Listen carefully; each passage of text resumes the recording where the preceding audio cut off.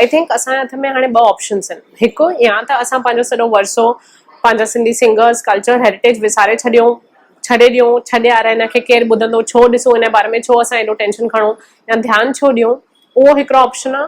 Second option आहे असां उन्हनि खे वापसि सां ॻोल्हियूं अगरि असांखे ख़बर न आहे त। अगरि ख़बर आहे त fantastic, I really have a lot of respect for U. अगरि असांखे उन्हनि जे बारे में ख़बर न आहे त थोरी ख़बर कयूं, उन्हनि जे कम खे थोरो अञा ॻोल्हियूं ऐं ॾिसूं असांखे हो छो एॾा फेमस हुया।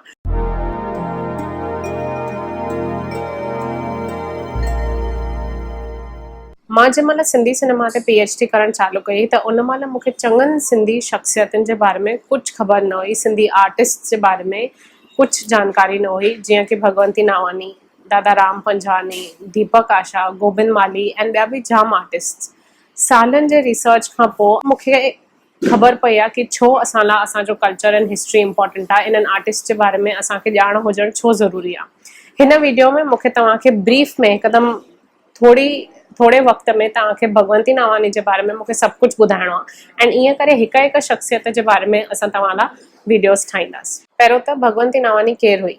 भगवंती नावानी ॾाढी फेमस सिंधी सिंगर हुई, ॾाढी फेमस इंटरनेशनल सिंधी आर्टिस्ट हुई। ख़ाली सिंगर न हुई, उन्हनि ड्रामास में बि कमु कयो हुयो, सिंधी फिल्मुनि में बि कमु कयो, उन बारे में मां तव्हांखे ॿुधाईंदमि। बट जंहिं महिल भगवंती नावानी अखर कोई बि जेको 50s 60s खां वॾी उमिरि वारा उन्हनि खे तव्हां चवंदव त तव्हांखे हिकु ई अखर मिलंदो कि उहा सिंधी कोयल हुई। एॾो सुठो हुननि जो आवाज़ हुयो ऐं हो सिंधी सिंगिंग लाइ, पंहिंजे गाननि लाइ जाम फेमस हुया। भगवंती नावानी 1 फरवरी 1940 माना 1 फरवरी 1940 में ॼाया हुया। अगरि तव्हां गूगल ते सर्च कंदव ऐं चङनि किताबनि में बि मां इहो ॾिठो आहे, ईअं लिखियलु आहे कि भगवंती नावानी नसरपुर में ॼाया हुया, सिंध में। मां भगवंती नावानी जे भाभी सां ॻाल्हायोमांनि ऐं उन्हनि मूंखे चयो कि इहा ग़लति इंफॉर्मेशन विधल आहे इंटरनेट ते। भगवंती नावानी एक्चुअली कराची में ॼाया हुया, उन्हनि जो जेको कम्युनिटी चइबो आहे उहा नसरपुरी हुई, त भगवंती नावानी दीदी एक्चुअली कराची में ॼाया हुया। मां भगवंती नावानी जे भाभी खां बि इंटरव्यू वठण वारी आहे तव्हां लाइ, जाम एक्साइटेड आहे हुन लाइ, त उन में अञा डिटेल्स असांखे ॿुधाईंदा।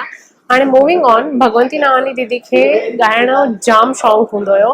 कलाक हो पंहिंजे बाथरूम में ॻाईंदा हुया, ईअं मूंखे हुननि जे भाभी ॿुधायो। एंड उन खां पोइ उन्हनि जो सिंगिंग एक्चुअली अॻियां डेवलप थियो, उन्हनि ट्रेनिंग वरिती।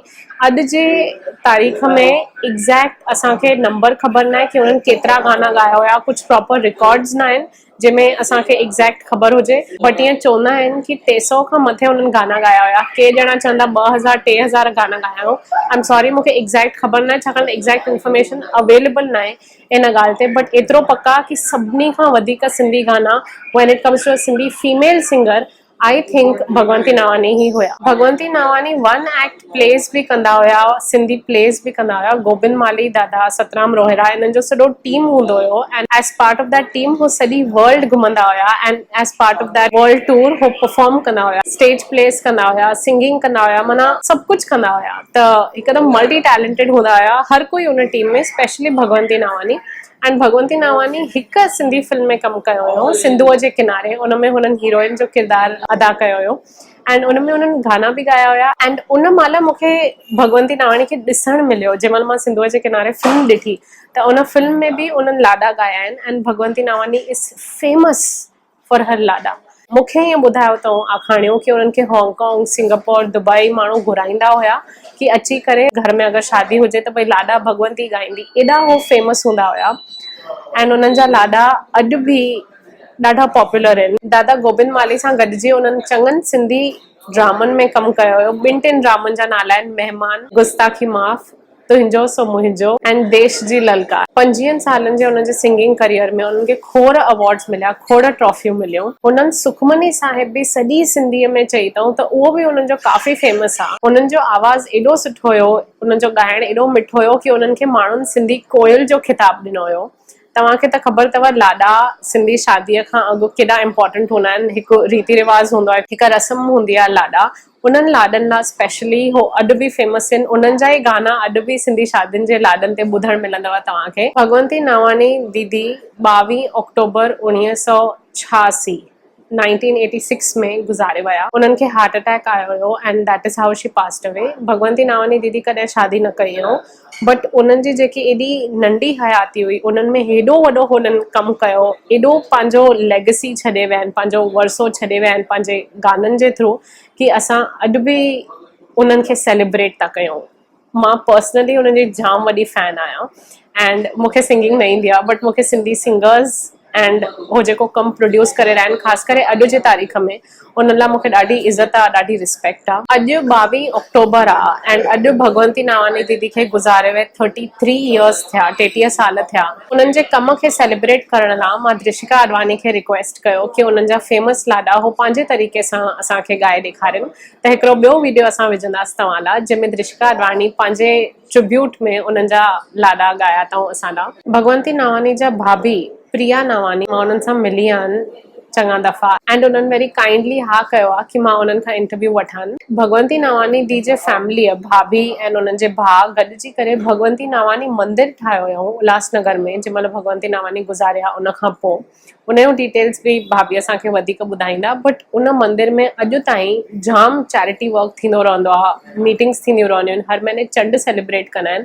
त नॉट ओनली उन्हनि जे फैमिली आहे, but as a Sindhi community जेकी उल्हासनगर में आहे, उन्हनि इहो कोशिशि कई आहे कि भगवंती नावानी दीदी खे हयात रखनि एंड ऑफकोर्स कम जे अलावा ॿियो कोई तरीक़ो ई न आहे जंहिंसां माण्हू हयात रही थो सघे। हाणे मूंखे तव्हां सां ॻाल्हाइणो आहे ऐं मूंखे तव्हां खां पुछिणो आहे, आई थिंक अॼु जे जनरेशन जेको बि अॼु हे मुंहिंजो वीडियो ॾिसे थो, आई थिंक असांजे हथ में हाणे 2 ऑप्शन्स आहिनि। हिकु, या त असां पंहिंजो सॼो वरसो, पंहिंजा सिंधी सिंगर्स, कल्चर, हेरिटेज विसारे छॾे ॾियूं, छॾे आहियां हिनखे केरु ॿुधंदो, छो ॾिसूं हिन बारे में, छो असां एॾो टेंशन खणूं या ध्यानु छो ॾियूं, उहो हिकिड़ो ऑप्शन आहे। सेकेंड ऑप्शन आहे असां उन्हनि खे वापसि सां ॻोल्हियूं, अगरि असांखे ख़बर न आहे त। अगरि ख़बर आहे त fantastic, I really have a lot of respect for U. अगरि असांखे उन्हनि जे बारे में ख़बर न आहे त थोरी ख़बर कयूं, उन्हनि जे कम खे थोरो अञा ॻोल्हियूं एंड ॾिसूं असां कि हो छो एॾा फेमस हुया। अॼु हिंदी सॉन्ग्स, इंग्लिश सॉन्ग्स असां सॼी देरि ॻायूं था, उर्दू सॉन्ग्स, पंजाबी एॾा वणनि था असांखे म्यूज़िक वीडियोस। त इहा ई अगरि असां एॾो जेको उन्हनि खे ॾिसूं था ऐं एॾो उन्हनि लाइ असां कयूं था, उन मां थोरो परसेंटेज असां खणी करे अगरि पंहिंजे भाषा खे ॾियूं, त आई थिंक जेके अॼु जा सिंधी सिंगर्स आहिनि उन्हनि खे थोरो होप मिलंदो, उन्हनि खे थोरी आशा मिलंदी कि हा असांजो फ्यूचर आहे। छाकाणि मां चङनि सिंधी सिंगर्स सां मिली चुकी आहियां कि छोकिरियूं शर्माइनि थियूं, किन खे फैमिली मां प्रेशर आहे एंड किन खे लॻे थो कि सिंधी सिंगिंग में त कुझु स्कोप ई न आहे।